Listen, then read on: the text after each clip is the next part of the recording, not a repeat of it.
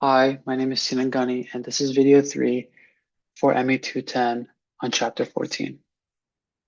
This is my problem video, and I'm going to quickly show it and then go through what I'm trying to solve for and everything else. As you can see, it's me swinging on a swing. Basically, what I wanted to do was I wanted to calculate Vmax at the bottom of swing's arc.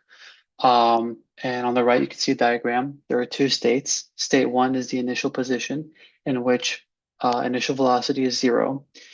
Um, and there's only potential energy acting on the system right now. Um, there's also the force of weight acting downwards and gravity acting downwards. And then at state two is where the datum line is. Um, that's where V2 or Vmax is. And at that point, there's only kinetic energy.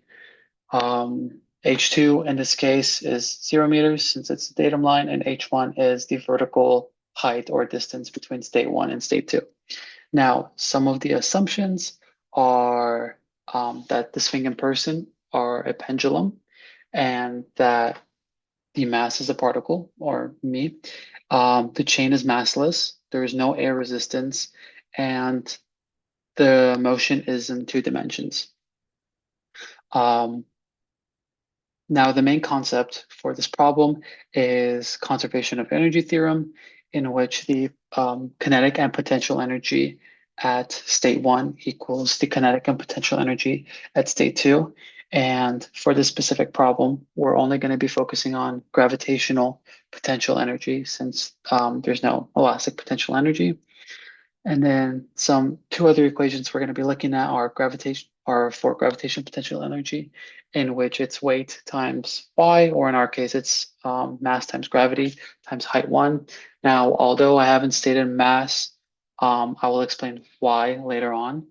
And then the second equation is kinetic energy of a particle, in which it's 1/2 times mass times velocity squared. Now, the setup of this would be simple conservation of energy theorem. And then obviously at state one, as I mentioned, kinetic energy is zero. And then at state two, the potential energy is zero.